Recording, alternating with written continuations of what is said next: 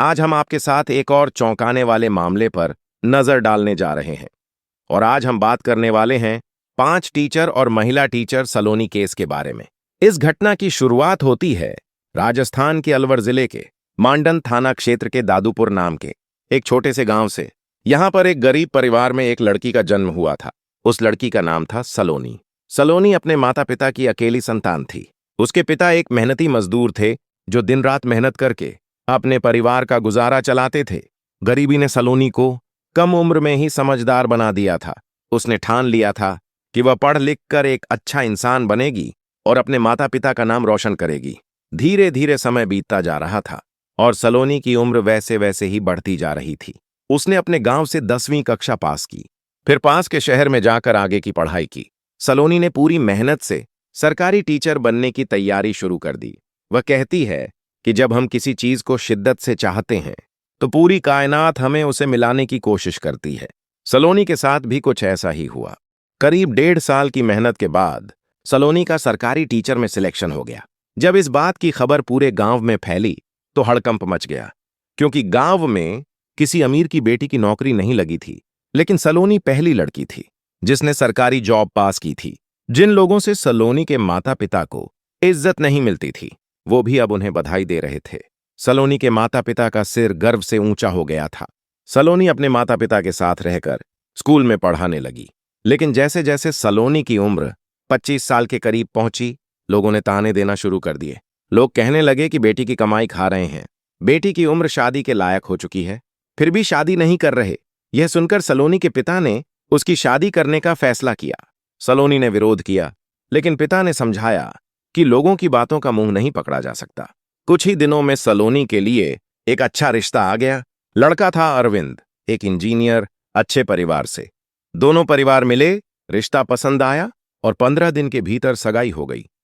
1-1.5 महीने बाद सलोनी और अरविंद की शादी धूमधाम से हुई।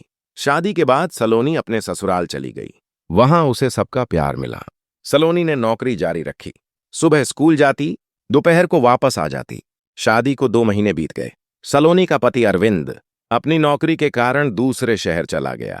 अब वह 2-3 महीने में एक बार गांव आता था, लेकिन इससे सलोनी को कोई फर्क नहीं पड़ा। उसका ध्यान सिर्फ अपनी नौकरी पर था। उसका एक ही काम था, सुबह स्कूल जाना, बच्चों को पढ़ाना और शाम को घर लौटना। लेकिन सलोनी यह नहीं जानती थी कि उसके साथ एक बड़ा कांड होने वाला है, जिसके बारे में उसने कभी नहीं सोचा था। सलोनी जिस स्कूल में पढ़ाती थी वह 8वीं कक्षा तक का सरकारी स्कूल था। उस स्कूल में कुल 5 टीचर थे और एक हेडमास्टर। स्कूल उनके गांव से करीब 15 किलोमीटर दूर था। स्कूल थोड़े सुनसान इलाके में बना था। इसी स्कूल में एक टीचर था, मोहित नागर। उम्र करीब 35-36 साल। मोहित नागर औरतों में काफी दिलचस्पी रखता था। कई दिनों से मोहित नागर सलोनी के प्रति गलत नजर रखता था, लेकिन उसे कभी मौका नहीं मिला, क्योंकि सलोनी कभी किसी को भाव नहीं देती थी। लेकिन धीरे धीरे समय बीतता गया और मोहित नागर सलोनी के करीब आता गया। धीरे धीरे मोहित नागर ने सलोनी को अपने प्रेम जाल में फंसा लिया।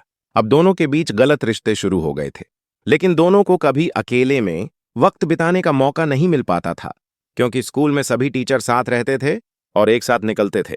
मोहित नागर बहुत चालाक था।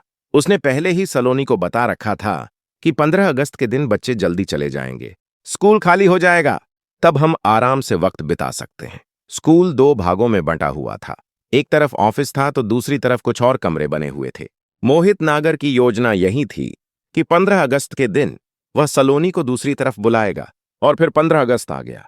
उस दिन स्कूल में झंडा लहराया गया। बच्चों ने कार्यक्रम किए। सारे कार्यक्रम खत्म होने के बाद सभी बच्चे अपने अपने घर चले गए। अब पूरे स्कूल में कोई बच्चा नहीं था। स्कूल में सिर्फ 5 टीचर और हेडमास्टर बचे थे। सभी ऑफिस में बैठे थे। अब मोहित नागर ने सलोनी को इशारा किया। सलोनी ने फोन का बहाना बनाकर ऑफिस से बाहर निकलकर दूसरी तरफ के कमरों में चली गई। कुछ ही मिनट बाद मोहित नागर भी उसके पीछे चला गया। अब मोहित नागर और सलोनी उस कमरे में अपना गलत रिश्ता कायम कर रहे थे। मोहित नागर पूरी तरह सलोनी के चक्कर में इतना खो गया था कि वह भूल गया कि बाहर और भी टीचर मौजूद हैं। दूसरी तरफ ऑफिस में बैठे बाकी 4 टीचरों को जब 5-10 मिनट हो गए और दोनों कहीं दिखाई नहीं दिए तो उन्हें शक हुआ। वे दोनों को ढूंढने लगे। जब दूसरी तरफ के कमरों में आकर उन्होंने देखा तो वहां का नजारा देखकर उनकी आंखें फटी की फटी रह गईं। मोहित नागर और सलोनी गलत रिश्ते में लिप्त थे। लेकिन जो 4 टीचर थे उनकी नीयत भी खराब थी। जैसे ही उन्होंने सलोनी को देखा, उनके दिमाग में गलत विचार आए। उन्होंने आपस में सलाह की कि क्यों ना हम भी इस महिला के साथ ऐसा ही करें। आज मौका भी बढ़िया है और यहाँ कोई भी नहीं है। उन्होंने सलोनी को धमकी दी कि हमने आपका और मोहित नागर का वीडियो रिकॉर्ड कर लिया है। अगर आपने हमारी बात नहीं मानी तो ये वीडियो वायरल कर देंगे। जब सलोनी ने यह धमकी सुनी तो उसके पैरों तले जमीन खिसक गई। उसने बहुत माफी मांगी, लेकिन उन टीचरों ने एक नहीं सुनी। उन्होंने साफ कहा कि माफी मांगने से कुछ नहीं होगा। अगर वीडियो डिलीट करवानी है तो हमारी बात माननी होगी। मजबूरी में सलोनी ने उनकी बात मान ली। उसके बाद जो हुआ वह बहुत भयानक था। चारों टीचरों ने मिलकर सलोनी के साथ गलत रिश्ते कायम किए। लगातार करीब 1 घंटे तक यह सिलसिला चलता रहा। इतना सब कुछ झेलने के बाद सलोनी बेहोश हो गई। जब चारों टीचरों ने देखा कि सलोनी बेहोश है तो वे घबरा गए। वे वापस ऑफिस में जाकर बैठ गए। लेकिन हेडमास्टर जो था वह सलोनी को ऑफिस में नहीं देख पाया तो उसने पूछा। सभी टीचर ने कहा कि वो घर चली गई, लेकिन हेडमास्टर को शक हुआ क्योंकि सलोनी की एक्टिवा वहीं खड़ी थी। वह ऑफिस से निकला और दूसरे कमरों की तरफ गया। जब उसने देखा तो सलोनी बेहोश पड़ी हुई थी। हेडमास्टर सब कुछ समझ गया। वह बहुत गुस्से वाला इंसान था। उसने सभी चारों टीचरों से पूछा, लेकिन सभी ने मना किया। लेकिन हेडमास्टर को सब पता था। उसने तुरंत पुलिस को फोन किया। पुलिस मौके पर पहुंची। पुलिस ने सलोनी को उस हालत में देखा और सब समझ गई। सभी 4 टीचरों को गिरफ्तार कर लिया गया और सलोनी को अस्पताल में भर्ती कराया गया। इस तरह 15 अगस्त के दिन इस महिला टीचर के साथ इतना बड़ा कांड हुआ।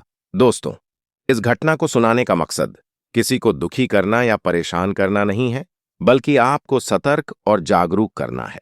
हमारा उद्देश्य है कि आप इस जानकारी से कुछ सीखें और सावधान रहें। आज के समय में ऐसा हो रहा है, इसलिए हमें सावधान रहने की जरूरत है। इस पूरी घटना पर आपके क्या विचार हैं? आखिर जिन टीचरों ने मिलकर इस महिला टीचर के साथ यह बड़ी घटना को अंजाम दिया, उनको क्या सजा मिलनी चाहिए? हमें कमेंट में जरूर बताएं। साथ ही आप इस वीडियो को किस शहर से देख रहे हैं, यह भी जरूर लिखें। अगर आपको हमारी मेहनत पसंद आई हो तो कृपया इस वीडियो को लाइक करें और अपने दोस्तों के साथ शेयर करें, ताकि यह जानकारी ज्यादा से ज्यादा लोगों तक पहुंच सके। अगर आपने अब तक हमारे चैनल को सब्सक्राइब नहीं किया है तो कृपया अभी सब्सक्राइब कर लें। 15 अगस्त की आप सभी को ढेर सारी शुभकामनाएं। धन्यवाद। जय हिंद। वंदे मातरम।